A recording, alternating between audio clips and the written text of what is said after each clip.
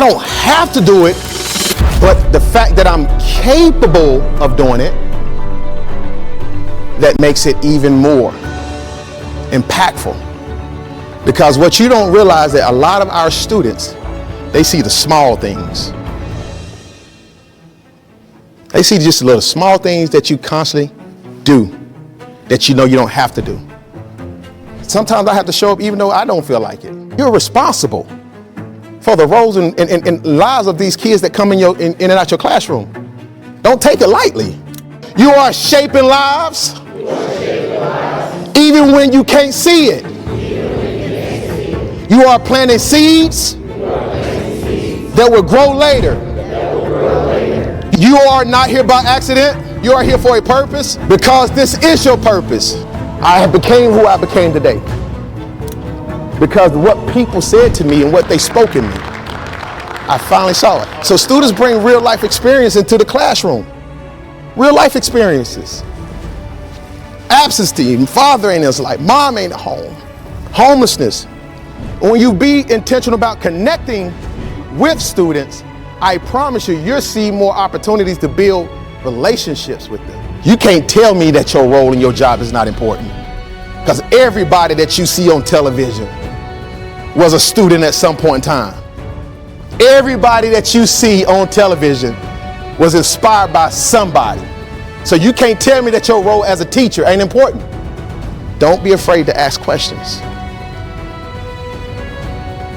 Because anytime you have someone that comes into your classroom, you got to realize you have a dual obligation to set the tone, the energy in that room. And I think that was really impactful as a teacher, because even if we can't take the issue away from the children, I think what we can do is provide a good and positive distraction so that they forget that they're carrying a load.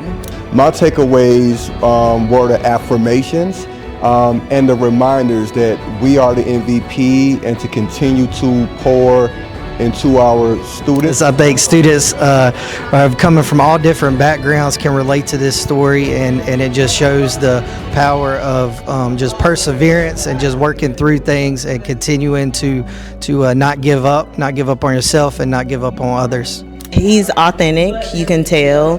He's very personable. Again, I already said that he was really real, and I appreciate that. And I think that he'll be able to touch people that some might not be able to because they don't have his story. And I think his story is very powerful. But when I start believing in myself, but when I start speaking those words of affirmation to myself, but when I started seeing myself in a way, in a light other than what people thought or saw me as, it's when things start changing.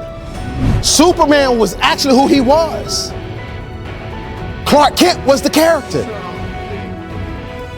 Clark Kent was the person that he had to disguise himself so people didn't know who he was. But it was time for him to become who he really is. He go into the what? Phone booth, he come out. But he had an average job at a corporate office, wear the black glasses, suit. No one knew who he was. And I brought that to your attention mainly because of one thing. Stop putting on the costume. You have a superpower. Don't walk up and down these hallways, in and out these classrooms, and be afraid to show your superpower.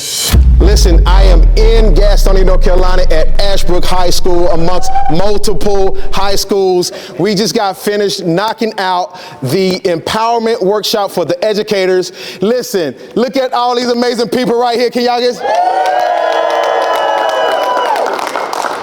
Here we go. One team, one goal. One team, one goal. Stronger together.